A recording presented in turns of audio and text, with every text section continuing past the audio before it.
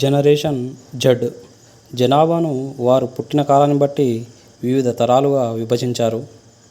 1946 నుండి 1964 మధ్య జన్మించిన వారిని బేబీ బూమర్స్ అని, 1965 నుండి 1980 వరకు జన్మించిన వారిని జనరేషన్ ఎక్స్ అని, 1981 నుండి 1996 వరకు జన్మించిన వారిని జనరేషన్ వై లేదా మిలీనియల్స్ అని, 1997 నుండి 2012 వరకు జన్మించిన వారిని జనరేషన్ జెడ్ అని, 2013 నుండి 2025 వరకు మధ్యలో జన్మించిన వారిని జనరేషన్ ఆల్ఫా అని పేర్కొనడం జరిగింది. జనరేషన్ జెడ్ జెన్ జెడ్ 14 నుండి 29 సంవత్సరాల మధ్యలో వీరి వయస్సు ఉంటుంది.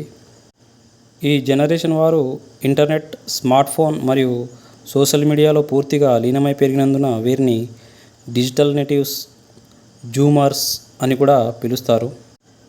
ఈ జెన్ జెడ్ వాళ్ళు ఎక్కువ సోషల్ మీడియా, ఇంటర్నెట్, యూట్యూబ్ లాంటివి వాడడం వలన ఏదైనా విషయం క్షణాల్లో తెలిసి వాళ్ళలో ఉన్న అసంతృప్తి వలన వేగవంతంగా ఏకమై తిరుగుబాట్లు చేస్తున్నారు. యువతలో అన్ఎంప్లాయ్మెంట్, దేశంలో కరప్షన్, పెరిగిన కాస్ట్ ఆఫ్ లివింగ్, నిరంకుశ పాలన వంటి వాటిపై యువతలో పెరిగిన అసంతృప్తి కారణంగా ప్రపంచవ్యాప్తంగా 2024 నుండి జెన్ జెడ్ నేతృత్వంలో ప్రభుత్వ వ్యతిరేక నిరసనలు, ఉద్యమాలు పెరిగాయి. ఈ జెన్ జెడ్ నేతృత్వంలోని నిరసనలు, ఆందోళనలు అనేక దేశాలలో గణనీయమైన ప్రభావాన్ని, మార్పును చూపాయి. వాటిలో కొన్ని దేశాలు చూసుకున్నట్లయితే బంగ్లాదేశ్లో 2024 ఆగస్టులో జెన్ జెడ్ నాయకత్వంలో జరిగిన తిరుగుబాటు ప్రధానమంత్రి షేక్ హసీనా యొక్క 15 సంవత్సరాల నిరంకుశత పాలనకు కూలదోసింది. బంగ్లాదేశ్లో ఈ తిరుగుబాటుకు ముఖ్య కారణం ఏంటంటే, బంగ్లాదేశ్లో స్వాతంత్ర యుద్ధ సమయంలో అనగా 1971 యుద్ధంలో పాల్గొన్న వారి వారసులకు ప్రభుత్వ ఉద్యోగాల్లో 30% కోటాను కేటాయించేవారు. ఈ వాటాలో భాగంగా ఆర్థిక ఆదాయం గల సివిల్ సర్వీసెస్ ఉద్యోగాల్లో ఎక్కువగా కేటాయించడాన్ని విద్యార్థులు వ్యతిరేకించారు. ఈ కోటాను పూర్తిగా తొలగించాలని, ప్రతిభ ఆధారంగా జాబ్స్ ఇవ్వాలని, లేని యెడల ప్రతిభ గల విద్యార్థులు లాస్ అవుతున్నారని విద్యార్థులు ప్రొటెస్ట్ చేయడం జరిగింది. అప్పటికే అన్ఎంప్లాయ్మెంట్, కరప్షన్, అవినీతి మరియు నిరంకుశ పాలనతో అసంతృప్తితో ఉన్న విద్యార్థులు, యువతులు ప్రదర్శనలు ప్రారంభించారు.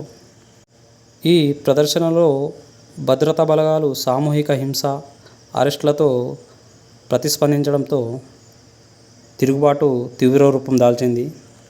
ఈ తిరుగుబాటు ఆందోళన తగ్గకపోవడంతో ప్రధానమంత్రి షేక్ హసీనా దేశం విడిచి పారిపోయేలా చేసింది ఈ తిరుగుబాటు.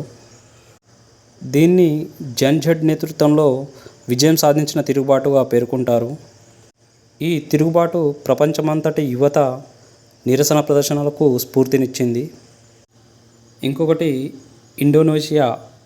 ఇండోనేషియాలో జెన్ జెడ్ ప్రొటెస్ట్ 2025లో ఇండోనేషియాలో ఎకనామిక్ స్లోడౌన్ కారణంగా నిరుద్యోగం, ఇన్ఫ్లేషన్ అప్పటికే పెరిగిపోయి ఉన్నాయి.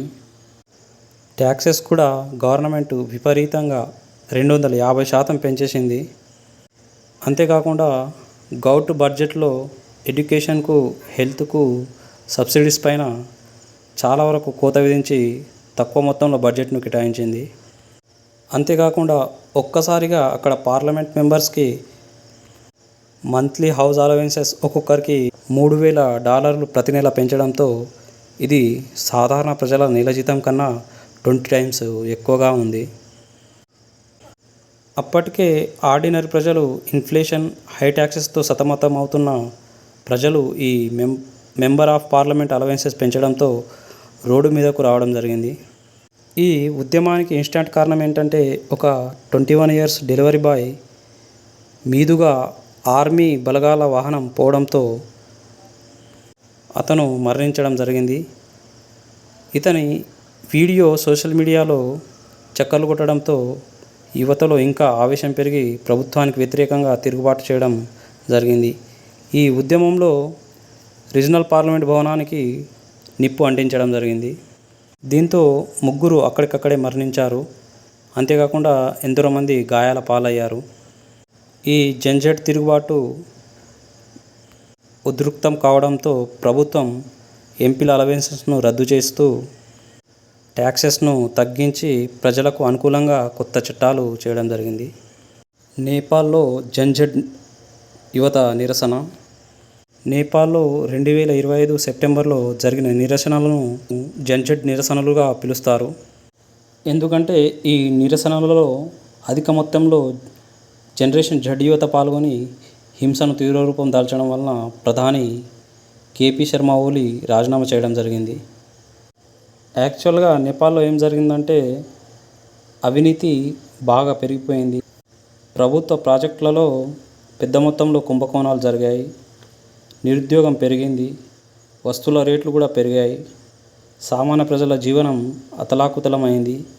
కానీ అక్కడ ఉన్న రాజకీయ నాయకుల వారసులు మాత్రం లగ్జరీ లైఫ్ను అనుభవిస్తూ వారి వీడియోస్ను సోషల్ మీడియాలో పోస్ట్ చేయడం వలన సాధారణ యువత లైఫ్ మరియు లీడర్స్ వారసుల యొక్క లగ్జరీ లైఫ్ను కంపేర్ చేస్తూ సోషల్ మీడియాలో చాలా దుమారం లేచింది.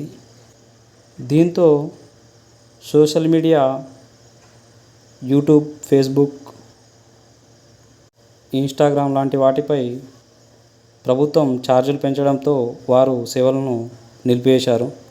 ఈ సోషల్ మీడియాను బ్యాన్ చేయడం వలన అవినీతి పరిపాలనకు వ్యతిరేకంగా ఉద్యమం ఉధృతం దాల్చి ఎన్నో ప్రభుత్వ కార్యాలయాలు, భవనాలను నిప్పంటించారు.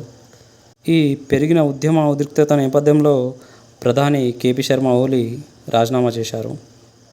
ఇంతేకాకుండా ఇంచుమించు ఇవే కారణాలు, నిరుద్యోగం, ఇన్ఫ్లేషన్, కరప్షన్, నిరంకుశ పాలన వంటి కారణాలతో ఆసియా ఖండంలో Nepal, Bangladesh, Indonesia, Philippines, Africa ఖండంలో కెన్యా, మెడగాస్కర్, మొరాకో, లాటిన్ అమెరికాలో పెరు, మెక్సికో, యూరోప్లో బల్గేరియా, సెర్బియాలో ఈ జనరేషన్ జడ్ ప్రొటెస్టులు జరిగాయి. ఇండియాలో రీసెంట్గా జనరేషన్ జడ్ యువత ప్రభుత్వానికి వ్యతిరేకంగా కాక్రోచ్ జనతా పార్టీని ఆన్లైన్లో స్థాపించి ఉద్యమానికి యూత్ను గ్యాదరింగ్ చేయడం మనం చూశాము. అప్పటికే నీట్ పేపర్ లీక్ అయి విద్యార్థుల ఆత్మహత్యలు, నిరుద్యోగం, ద్రవ్యోల్బణం కారణంగా నిరాశగా ఉన్న యువతకు భారత సుప్రీంకోర్టు ప్రధాన న్యాయమూర్తి సూర్యకాంత్ గారు ఒక కోర్టు విచారణ సందర్భంగా నిరుద్యోగ యువతను బొద్దింకలు, పరాన్నజీవులుగా పోల్చడంతో యువత అవమానంగా భావించారు. అప్పుడు 30 ఏళ్ల అభిజిత్ దీప్కే ఇన్స్టాగ్రామ్లో సీజేపీ కాక్రోచ్ జనతా పార్టీని స్థాపించి విధి విధానాలు తెలపడంతో ఒక్కసారిగా ఇన్స్టాగ్రామ్లో వారం రోజుల్లో 19 మిలియన్ల ఫాలోవర్స్ పెరిగి అధికారిక BJP ఫాలోవర్స్కు అధిగమించింది.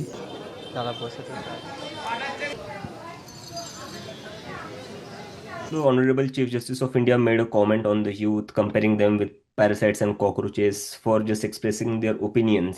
So, I just posted from my personal handle, what if all cockroaches come together? And on that tweet, I got huge traction, especially from the Gen Z, that we should all come together and we should start our own platform and stuff like that. So I just made the criteria to join this party. You have to be lazy, you have to be chronically online, you have to be unemployed. The same exact words the Chief Justice of India used to insult and demean the youth. ఎన్నో cockroaches videos కూడా social మీడియాలో చక్కర్లు కొట్టడం మనం చూసాము.